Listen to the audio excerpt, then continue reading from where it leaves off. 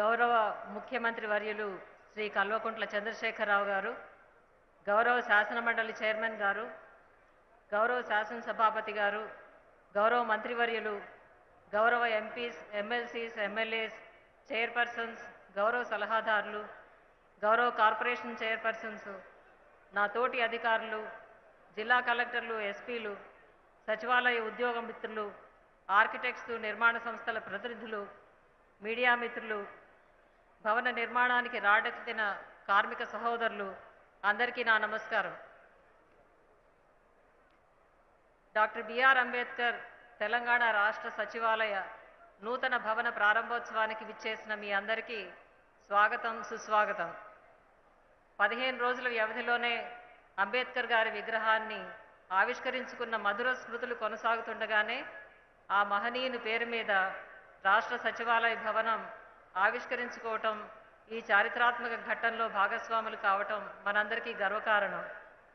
Corona ప్రభావాన్ని అధిగమించి భవన నిర్మాణాన్ని కేవలం 2 సంవత్సరాల 90 రోజుల రికార్డు సమయంలో పూర్తి చేసిన సందర్భంలో గౌరవ ముఖ్యమంత్రి గారు ఎప్పుడూ చెప్తుండే ఏనుగు లక్ష్మణ కవి గారి పద్యాన్ని గుర్తు చేయాలనిపిస్తుంది. ఆరంభించరు నీచ మానవులు విఘ్నాయాస సంతృష్టులై, ఆరంభించి పరిత్యజించుదురు విఘ్నాయతులై మధ్యముల్, ధీరుల్ విఘ్న నిహన్య మాన్యులగుచు నృత్యున్నతోత్సాహులై, ప్రారబ్ధార్థములుజ్జగింపరు సుమి ప్రజ్ఞానిదలల్ గావునన్. గౌరవ ముఖ్యమంత్రి గారి సాధనకు ఈ శ్వేత సచివాలయం ఒక నిదర్శనం. ఈ సందర్భంగా మన నూతన సచివాలయం గురించి కొన్ని ప్రత్యేకతలు తెలియజేస్తున్నాను.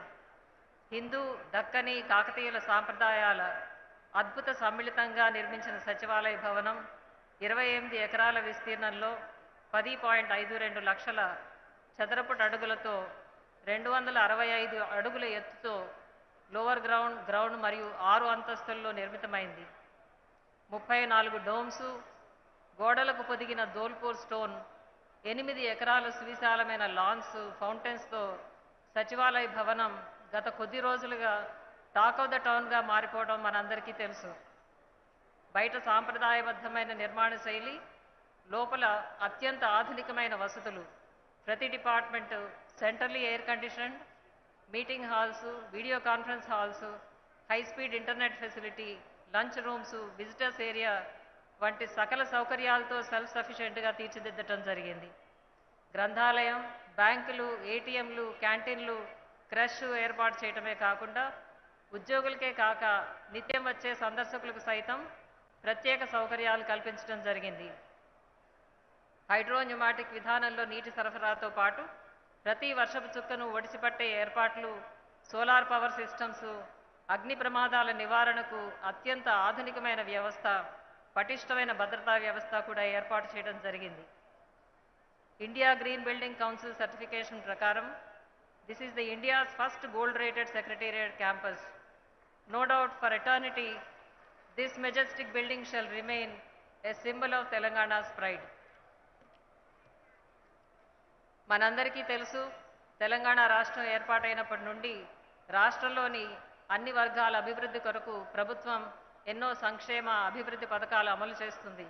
దీనిలో భాగంగా పరిపాలన ప్రజలకు చేరువ చేయాలనే ఆశయంతో గౌరవ ముఖ్యమంత్రి గారు 10 జిల్లాలను 33 జిల్లాలుగా, 459 మండలాలు 612 మండలాలుగా, 6000 గ్రామ పంచాయతీలను 12,769 పంచాయతీలుగా, 68 అర్బన్ లోకల్ బాడీస్ని 142 యూఎల్బీస్కి పెంచడమే కాకుండా 141 సబ్ రిజిస్ట్రార్ ఆఫీసులను 735 గాను, 2 పోలీస్ కమిషనరేట్లను 9 గాను, 733 పోలీస్ స్టేషన్లను 852 గాను పెంచి ప్రజలకు మెరుగైన పారదర్శక సేవలు అందించడాన్ని ఆచరణయోగ్యం చేశారు.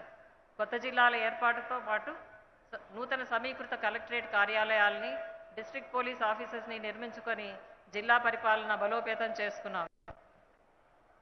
2014లో పుట్టి అనతి కాలంలోనే అనూహ్యమైన ప్రగతి సాధించిన తెలంగాణ దాదాపు ప్రతి నెల జాతీయ, అంతర్జాతీయ స్థాయిలో విజయఢంకా మోగిస్తూనే ఉంది. పల్లె ప్రగతి కార్యక్రమంలో భాగంగా సాధించిన అభివృద్ధి వలన ఇటీవల ఢిల్లీలో జరిగిన నేషనల్ పంచాయత్ అవార్డ్స్లో మన పల్లెలు 40 అవార్డులకు గాను 13 జాతీయ అవార్డులు భారత రాష్ట్రపతి చేతుల మీదుగా అందుకొని ఒక రికార్డు సృష్టించారు. వారందరికీ నా శుభాభివందనాలు.